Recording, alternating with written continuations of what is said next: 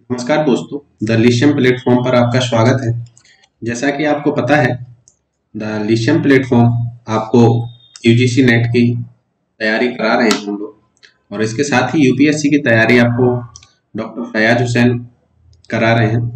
वो आपको pol science पढ़ाते हैं, यानी राजनीतिक व्यवस्था पढ़ाते हैं, जबकि मैं आपको समाजशास्त्र यूजीसी के लिए पढ़ा रहा हूँ। वो यूपीएससी के लिए आपको पॉल साइंस पढ़ाते हैं, राजनीतिक व्यवस्था पढ़ाते हैं। इसके साथ ही हिंदी विषय की तैयारी आपके अंकित गुप्ता यूजीसी नेट के लिए करवा रहे हैं। जैसा कि आपको पता है कि हमने इसके पहले दुर्खीम के 2 वीडियो आपके सामने मतलब प्लेलिस्ट में डाल दिए हैं, और पहला जो वीडियो था उसमें मैंने दुर्खीम की अवधारणाओं से संबंधित जो भी उनकी अवधारणाएं थी, जो भी उनके कॉन्सेप्ट थे, जो भी वो टर्मोलॉजी का प्रयोग करते हैं अपनी थ्योरीज में, उनको मैंने समझाने की वहां कोशिश की थी। उसके अगले वीडियो में मैंने आपको दुर्खीम का एक जो उनका सिद्धांत है द सोसाइटी का, उसको बताने की मैंने प्रयास किया था, और मुझे उम्मीद है कि आपको समझ में भी आया होगा। आज मैं आपको दुर्खीम का एक नया सिद्धांत आपको दुर्खीम का वो बताऊंगा, द डिवीजन ऑफ लेबर। जैसा कि ये आप देख सकते हैं, ये मेरा सामान्य परिचय है, आप यहाँ से इसके बारे में मेरे बारे में देख सकते हैं। आज हम दुर्खीम के द डिवीजन ऑफ लेबर पर बात करते हैं कि वो द डिवीजन ऑफ लेबर पर दुर्खीम क्या कहते हैं, उनका विचार क्या है। तो हम यहाँ पर समझेंगे वो कैसे देखते हैं the division of labour. The division of labour in society 1893 में इनकी पुस्तक आई, और इसी विषय पर दुर्खीम ने अपना पीएचडी का कार्य पूरा किया। क्योंकि हुआ क्या था कि जो यूरोपीय समाज में ये थे दुर्खीम थे, तो उस समय द डिवीजन ऑफ लेबर की 2 अलग-अलग तरीके से व्याख्याएं हो रही थी। Adam Smith the wealth of nation में डिवीजन ऑफ लेबर के सकारात्मक पक्षों को बता रहे थे, जबकि Karl Marx the division of labour के नकारात्मक पक्षों पर अधिक बल दे रहे थे। लेकिन द डिवीजन ऑफ लेबर का समाजशास्त्रीय दृष्टिकोण से कोई अध्ययन नहीं कर रहा था, और समाज को कोई भी द डिवीजन ऑफ लेबर के सामाजिक पक्षों को नहीं बता पा रहा था। तो उसी क्रम में इमाल दुर्खीम ने द डिवीजन ऑफ लेबर का जो अध्ययन किया वो समाजशास्त्रीय दृष्टिकोण से किया। क्योंकि जो इमाल दुर्खीम थे, इमाल दुर्खीम के विचारों को हम 2 आधार पर बांटकर देख सकते हैं कि इमाल दुर्खीम सोशियोलॉजी के बारे में क्या कहते हैं और सोसाइटी के बारे में क्या कहते हैं। ये जब हम बात करते हैं कि वो सोशियोलॉजी के बारे में क्या कहते हैं, तो वो कहते हैं सोशियोलॉजी का जो सब्जेक्ट मैटर है वो सोशल फैक्ट है। कहते हैं समाजशास्त्र की जो विषय वस्तु है वो सामाजिक तथ्य है, यानी समाजशास्त्र की जो समाजशास्त्र जिसका अध्ययन करता है वो किसका अध्ययन करता है, सोशल फैक्ट का अध्ययन करता है। इसके बाद कहते हैं कि समाजशास्त्र का जो नेचर है, समाजशास्त्र की जो प्रकृति है वो प्राकृतिक विज्ञानों की तरह है, यानी नेचुरल साइंस की तरह है। ठीक है, यानी प्राकृतिक विज्ञान जो सोशियोलॉजी है वो प्राकृतिक विज्ञानों की तरह है। समाजशास्त्र की विषय वस्तु सोशल फैक्ट है, और समाजशास्त्र को पढ़ने का तरीका प्रत्यक्षवादी है, पॉजिटिविज्म वाला हमारा किसी भी सोशल फैक्ट को जानने का या समाजशास्त्र को पढ़ने का ये तरीका है। तो दुर्खीम कहते हैं कि समाजशास्त्र की विषय वस्तु सोशल फैक्ट है, समाजशास्त्र की प्रकृति प्राकृतिक विज्ञानों की तरह है, और समाजशास्त्र को पढ़ने का देखने का तरीका कैसा होना चाहिए, प्रत्यक्षवादी होना चाहिए। इसी के बाद जब वो सोसाइटी के बारे में कहते हैं, तो सोसाइटी के लिए वो 4 कंसेप्ट बताते हैं, 4 थ्योरीज देते हैं। डिवीजन ऑफ लेबर की थ्योरीज देते हैं, सोसाइटी की थ्योरी देते हैं, सोशल फैक्ट की थ्योरी देते हैं, और रिलीजन एंड सोसाइटी के बारे में बताते हैं। एजुकेशन पे भी उन्होंने लिखा है, रिचुअल्स धर्म बहुत कुछ लिखा है, लेकिन जो मेन थ्योरीज हैं वो उनकी ये है the division of labour. The society में आपको इसके पहले पढ़ा चुका हूं, आज द डिवीजन ऑफ लेबर पढ़ा रहा हूं। तो द डिवीजन ऑफ लेबर का मतलब है, जो मीनिंग है दुर्खीम के शब्दों में अगर समझे तो कार्य का विभेदीकरण। वो दुर्खीम कहते हैं कि जैसे जैसे समाज का विकास होता है, जैसे समाज परंपरागत समाज से औद्योगिक समाजों में आने लगता है, जैसे ट्रेडिशनल सोसाइटी से मॉडर्न सोसाइटी में आता है, तो यहाँ कार्य का विभाजन हो जाता है। जैसे मैंने आपको हर्बर्ट स्पेंसर के वीडियो में बताया था, हर्बर्ट स्पेंसर के जो लेक्चर में बताया था कि जिस प्रकार से एक जीव का विकास होता है तो उसके अंग अलग अलग बनने लगते हैं और वह अंग आपस में जुड़े रहते हैं और अपने प्रकार के द्वारा संपूर्ण संरचना को बनाए रखते हैं। तो ऐसा ही तुर्कीम कह रहे हैं कि जब समाज का विकास हो रहा है, जब समाज अपने सिंपल डिवीजन ऑफ लेबर से थोड़े जटिल डिवीजन ऑफ लेबर की ओर जा रहा है, तो इसमें कार्य का क्या हो रहा है, विभाजन हो रहा है। और यह विभाजन कैसा, विभाजन की जब वो परिभाषा देते हैं तो कहते हैं कि समाज में विभेदीकरण होता है समाज के विकास के साथ, और यहाँ पर कार्य को अलग अलग व्यक्तियों द्वारा, अलग अलग संस्थाओं के द्वारा किया जाने लगता है। जब वो कहते हैं कि अलग अलग संस्थाओं और अलग अलग व्यक्तियों के द्वारा किया जाता है, तो उसका कारण भी बताते हैं कि समाज में ये क्यों हो रहा है। तो कहते हैं कि जब समाज अपनी प्रारंभिक अवस्था में था, यहाँ पर थोड़ा सा आप ये समझ लीजिए, एक अलग कॉन्सेप्ट है, वो समाज को सॉलिडरिटी के आधार पर दो आधारों पर, दो भागों में बांटते हैं, यानी एकता के आधार पर वो दो प्रकार के समाज देखते हैं। एक देखते हैं मैकेनिकल सॉलिडरिटी और एक ऑर्गेनिक। तो जो मैकेनिकल सॉलिडरिटी के आधार पर जो समाज होते हैं वो बहुत ही ट्रेडिशनल सोसाइटी होती है, प्रारंभिक समाज होता है। और जो ऑर्गेनिक सॉलिडरिटी के आधार, यानी जो आंतरिक एकता के आधार पर जो समाज होते हैं वो प्रारंभिक समाज होते हैं। और जो ऑर्गेनिक यानी सावयवी सादृता पर आधारित समाज होते हैं वो आधुनिक समाज होते हैं, यानी मॉडर्न सोसाइटी होती है। तो यहाँ पर समझेंगे हम कि जब जो प्रारंभिक समाज है, जो बिल्कुल आदिम समाज है, इन आदिम समाज में लोगों की संख्या कम होती है, कम लोग होते हैं, 150, 200, 250, इनका एक समुदाय बन जाता है, एक समाज बन जाता है। और इनमें जो कार्य है वो कार्य का स्पष्ट विभाजन नहीं होता है।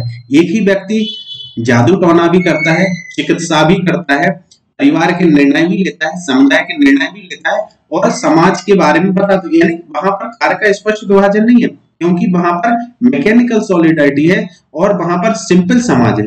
कैसा समाज है? सिंपल समाज है और सिंपल डिवीजन ऑफ लेबर है, बहुत ज्यादा जटिल डिवीजन ऑफ लेबर नहीं है। लेकिन जब समाज का विकास हो गया, जब समाज अपने प्रारंभिक अवस्था से आधुनिक अवस्था में आया, तो यहाँ पर संस्थाओं का और व्यक्तियों का कार्य का बंटवारा हो गया, कार्य अलग अलग बट गए। लेकिन ये अलग अलग जो बटे और इनमें क्या था, ऑर्गेनिक सॉलिडरिटी के आधार पर एक दूसरे से जुड़े हुए थे और ये अपने प्रकार के द्वारा समाज को बनाए रखते, समाज को जीवित रखते हैं, क्योंकि ये एक सावयव के रूप में अलग अलग संस्थाएं आपस में जुड़ी हुई होती है। यानी सॉलिडरिटी के आधार पर दो प्रकार के समाज बता रहे हैं, ये परंपरागत समाज और आधुनिक समाज। जो परंपरागत समाज है वहां पर मैकेनिकल सॉलिडरिटी है, जो आधुनिक समाज है वहां पर ऑर्गेनिक सॉलिडरिटी।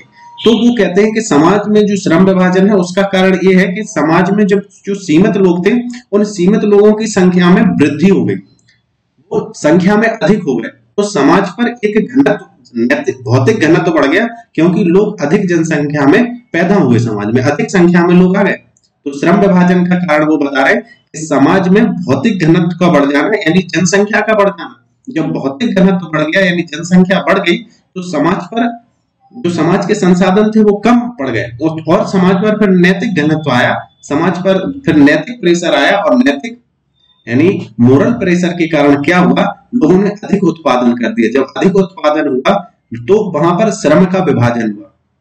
इस पूरी थ्योरी में इमाल तुर्की ये बताना चाहते हैं, ये कहना चाहते हैं कि श्रम विभाजन का कारण केवल और केवल समाज है, क्योंकि समाज में जब जनसंख्या घनत्व बढ़ गया, समाज में जब नैतिक प्रेशर आ गया, तो समाज की आवश्यकता ऐसी थी कि उसे डिवीजन ऑफ लेबर करना पड़ा।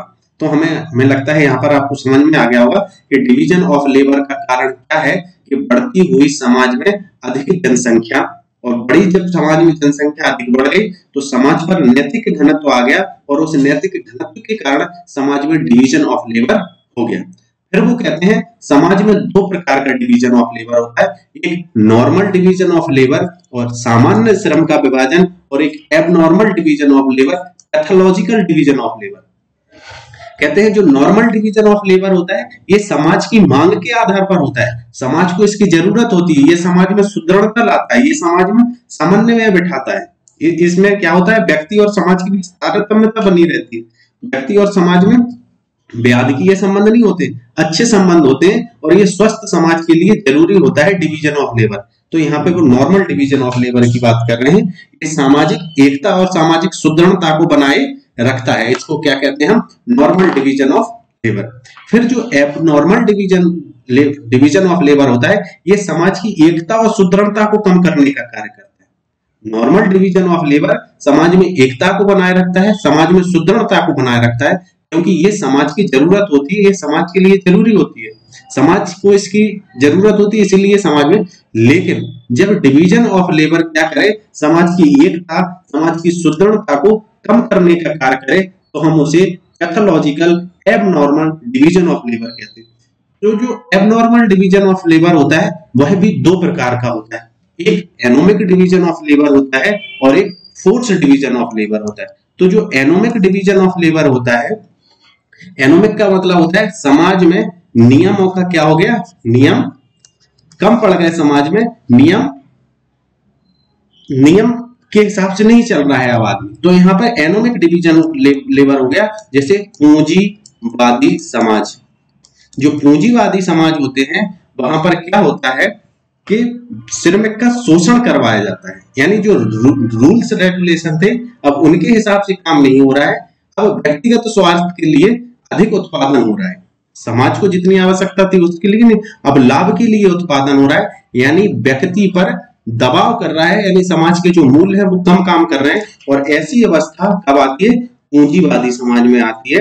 और वहां पर जो डिवीजन ऑफ लेबर होता है, कहते हैं ये समाज के लिए अच्छा नहीं है, इसको एनोमिक डिवीजन ऑफ लेबर कहते हैं। फिर एक और डिवीजन ऑफ लेबर वो बताते हैं, force division of labour. Force division of labour का मतलब होता है व्यवस्था मूलक श्रम विभाजन। व्यवस्था मूलक श्रम विभाजन का मतलब है कि जब मान के चलो कोई एक ऐसा व्यक्ति है जो हायर एजुकेशन प्राप्त किया हुआ है, लेकिन उसे व्यवस्था उसके हिसाब से विकल्प उपलब्ध नहीं है, वो टीचर नहीं बन पा रहा है, प्रोफेसर नहीं बन पा रहा है, अधिकारी नहीं बन पा रहा है, वो मजदूरी करने लगे। इसका मतलब कि समाज ने उसके सामने विकल्प नहीं दिए उसकी योग्यता के अनुसार, और फिर वो मजदूरी करने लगा, यानी फोर्स डिवीजन ऑफ लेबर वहां पे आ जाता है। इसका दूसरा उदाहरण हम समझेंगे कि फोर्स डिवीजन ऑफ लेबर, जैसे दास जो काम करते हैं उन्हें भी जबरदस्ती करवाया जाता है, दबाव के कारण काम करवाया। बंधुआ मजदूरी, ये जो डिवीजन ऑफ लेबर है, बंधुआ मजदूरी, ये समाज के लिए अच्छा नहीं है। दास प्रथा समाज के लिए अच्छा नहीं है। पूंजीवादी व्यवस्था में किया जा रहा है विभाजन श्रम, वो भी अच्छा नहीं है। तो यहाँ पर हमें लगता है आपको समझ में आ गया होगा द डिवीजन ऑफ लेबर में दुर्खिम क्या कहना चाहते हैं। Durkheim the division of labour को बताते हैं कि समाज में विभेदीकरण होता है, जैसे जैसे समाज का विकास होता है तो कार्य का बंटवारा होने लगता है, अलग अलग संस्थाएं अलग अलग व्यक्तियों द्वारा अलग अलग निश्चित कार्य किए जाने लगते हैं। और डिवीजन ऑफ लेबर जो होता है वो दो प्रकार का होता है, नॉर्मल डिवीजन ऑफ लेबर और एबनॉर्मल डिवीजन ऑफ लेबर। जो नॉर्मल डिवीजन ऑफ लेबर होता है ये समाज की एकता और सुदृढ़ता के लिए अच्छा होता है, और जो एबनॉर्मल डिवीजन ऑफ लेबर होता है ये समाज की एकता और सुदृढ़ता के लिए अच्छा नहीं होता है, क्योंकि जो इसके भी दो प्रकार बताए हैं, एक एनोमिक डिवीजन ऑफ लेबर और एक फोर्स डिवीजन ऑफ लेबर। तो जो एनोमिक डिवीजन ऑफ लेबर होता है ये पूंजीवादी डिवीजन ऑफ लेबर कहा जाता है। ये पूंजीवादी जब श्रमिकों से अधिक काम कराया जाता है तो वहां पर एनोमिक डिवीजन ऑफ लेबर होता है। एक फोर्स डिवीजन ऑफ लेबर होता है, जैसे दास प्रथा और आपकी बंधुआ मजदूरी, ये दोनों फोर्स डिवीजन ऑफ लेबर है, इसको अच्छा नहीं मानते हैं। अब आगे हम इसके बारे में थोड़े से फैक्ट देख लेते हैं कि क्या कुछ है। थोड़ा सा द डिवीजन ऑफ लेबर की सर्वप्रथम बात एडम स्मिथ करते हैं, वहां कॉन्सेप्ट आपको समझ में आ गया होगा, बस मैं यहाँ पे आपको थोड़ा सा रिटर्न में बता रहा हूँ। द वेल्थ ऑफ नेशन में बात करते हैं, सामाजिक श्रम विभाजन के जनक इमाल दुर्खिम है, इन्होंने श्रम विभाजन संबंधी विचार अपने the division of labour in society 89 में दिए। और श्रम विभाजन जो होता है वो सावयवी या औद्योगिक समाजों में होता है, जैसा कि मैं आपको बता चुका हूँ, इसलिए यहाँ पे जल्दी बता रहा हूँ। और ये सावयवी समाज श्रम विभाजन पर आधारित होते हैं, यानी मॉडर्न जो समाज होते हैं उनमें अत्यधिक श्रम विभाजन पाए जाते हैं। और श्रम विभाजन का प्रत्यक्ष संबंध जनसंख्या के अधिक घनत्व से होता है। और प्राचीन, जैसे वो आगे लग रहा है कि प्राचीन समाज में कम जनसंख्या थी, इसीलिए सामाजिक कार्य भी सीमित थे, अतः श्रम विभाजन कि कोई विशेष आवश्यकता का अनुभव नहीं किया जाता था, परंतु जनसंख्या के बढ़ने के साथ साथ सामाजिक आवश्यकताएं बढ़ी और विभिन्न सामाजिक कार्य, विशेषकर आर्थिक उत्पादन बड़े पैमाने पर होना जरूरी था। अतः समाज में श्रम विभाजन की प्रणाली लागू की गई। तो हमें यहाँ से आपको समझ में आ गया होगा, मैं पहले बहुत अच्छे से समझा चुका हूँ, बस उनको लिखा है मैंने यहाँ पर, तो आप इसको देख सकते हैं। और एक उनका कंसेप्ट और है सुई जनरिस, यहाँ पे देख ही लेते हैं कि सुई जनरिस क्या है। अगर लिखा है तो वो कहते हैं कि समाज जो है, सोसाइटी जो है, वो सुई जनरिस है, वह जो जिसका स्वयं से उत्पन्न हुआ हो, जिसका अस्तित्व स्वयं में हो, वह जो उद्भव और अस्तित्व के लिए अन्य वस्तु पर निर्भर ना हो। दुर्खीम ने समाज को सुई जनरिस माना है। यह सदैव उपस्थित रहता है और तथा इसके उद्भव का कोई बिंदु नहीं होता है। यानी समाज क्या है? सुई जनरिस है, समाज ही सब कुछ है। दुर्खीम समाज पर बहुत ज्यादा बल देते हैं। तो द डिवीजन ऑफ लेबर आपको समझ में आ गया होगा। आज के लिए हम अपना लेक्चर यहीं खत्म करते हैं। अब बहुत जल्द मैं आपके सामने solidarity, the theory of solidarity, the religion and society वाली थ्योरी आपको मैं 1-2 दिन में पढ़ा दूंगा। आज के लिए इतना ही। नमस्कार।